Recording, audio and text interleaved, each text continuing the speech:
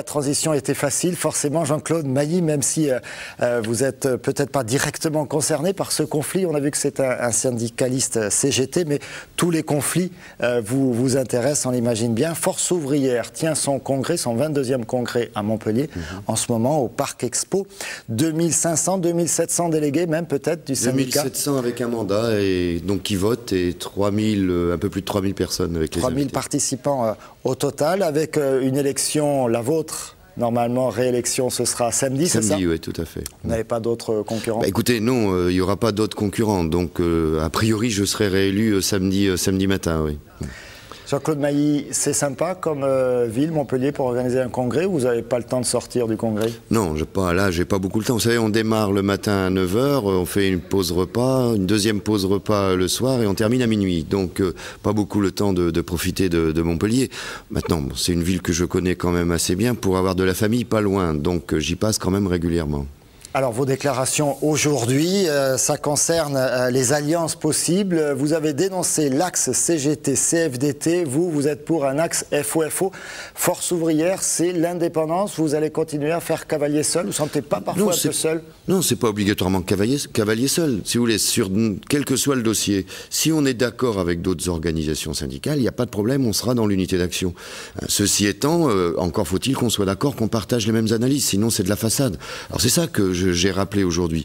Il n'y a pas, vous savez, il y a des problèmes de représentativité, c'est très compliqué aujourd'hui. Les syndicats sont en campagne électorale permanente.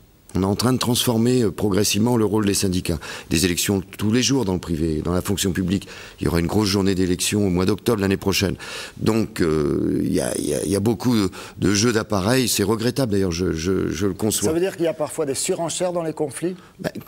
Oui, pas simplement dans les conflits, si vous voulez. Quand vous êtes dans campagne électorale, c'est un peu comme les partis politiques, quoi. À la limite, demain, on fera plus de communication que de syndicalisme. Je trouve regrettable. Je dis pas qu'il faut pas faire de communication. Donc à partir de là, nous, on a fait le choix de dire voilà, voilà nos positions. Si d'autres sont d'accord avec nous, eh ben, on est ensemble. Si c'est un conflit ou une négociation, on est ensemble. Si on n'est pas d'accord, eh ben, chacun de son côté. Je crois que c'est aussi simple que ça. Et quand on voit l'échec, je crois qu'on peut l'appeler comme ça, des représentations syndicales, des forces syndicales lors du conflit sur les retraites face au gouvernement, est-ce que vous ne regrettez pas votre position ou peut-être vous regrettez celle des autres? Non, écoutez, d'abord dans le mouvement contre le projet de loi du gouvernement sur les retraites, nous étions présents dans les manifestations, dans les actions, nous ne signions pas... Mais toujours à côté? Oui, parce que, écoutez, quand vous signez un texte commun, ceux qui signent un texte disent « il ne signe pas, vous vous mettrez derrière ». Ok, on s'est mis derrière, on n'a pas fait d'histoire, mais on était dans les actions. On a eu pas mal de camarades en grève aussi pendant cette période. Ce que j'ai regretté, alors on était battus, moi la loi est passée. Comme je le dis, les salariés ne sont pas abattus pour autant. Et on le sent dans le Congrès, je vois bien, il y a cet esprit de résistance. Ce que j'ai dit à l'époque, et je le confirme, on n'a pas utilisé tous les moyens. Je pense qu'à un moment donné, si après des manifestations aussi importantes, vous savez, il y a 5 ou 10 ans, quel que soit le gouvernement, un mouvement de ce type, il aurait bougé, le gouvernement. Or là, il n'a pas bougé. Il est resté droit dans ses bottes. Donc si les manifs ne suffisaient pas, il fallait au moins essayer de monter d'un cran. D'autres syndicats ne l'ont pas souhaité. Voilà, c'est ça que j'ai regretté. Maintenant, vous savez, la situation est difficile partout dans le monde aujourd'hui, y compris avec justement, la crise. Effectivement, dans votre préambule, dans les documents que vous nous avez fait parvenir, et j'imagine que vous avez distribué, bien sûr, pendant le congrès, vous dites que la France subit le monde, mais donc la France subit une violente crise économique. Est-ce que ça veut dire que, finalement, le gouvernement, celui-là ou un autre, ne s'en sort pas si mal?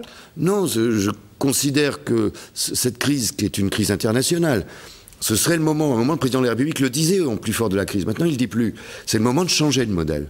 Il faut, au niveau international, au niveau européen, il faut de nouvelles règles.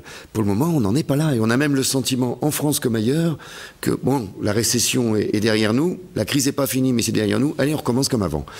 Et donc ça veut dire qu'une nouvelle crise peut éclater. Et moi, je ne suis pas particulièrement optimiste sur la situation économique. À partir de là, ce que nous disons, c'est il faudrait qu'y compris en France. Vous savez, il y a des dossiers urgents tels que la réforme fiscale pour recréer, qu'il y ait moins d'inégalités dans notre pays.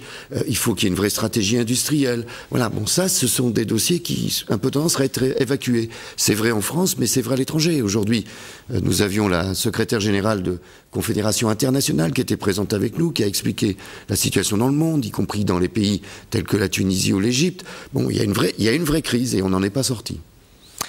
Vous seriez partisan à l'avenir, là vous devez fixer les orientations pendant ce congrès, ça veut dire quoi? Ça veut dire une orientation peut-être plus vers la négociation, un peu à la mode CFDT, ou les deux. Plus sur des revendications dures? Non, il y a les deux, si vous voulez. Le rôle d'un syndicat, un syndicat comme FO est un syndicat réformiste. Nous privilégions la négociation. Si la négociation aboutit, tant mieux. Et si on arrive à signer des accords, tant mieux. Mais il y a des moments où la négociation se bloque, ou alors du côté gouvernemental, ils ne veulent pas bouger, comme c'était le cas sur les retraites, à ce moment-là, c'est plus la négociation, c'est l'action.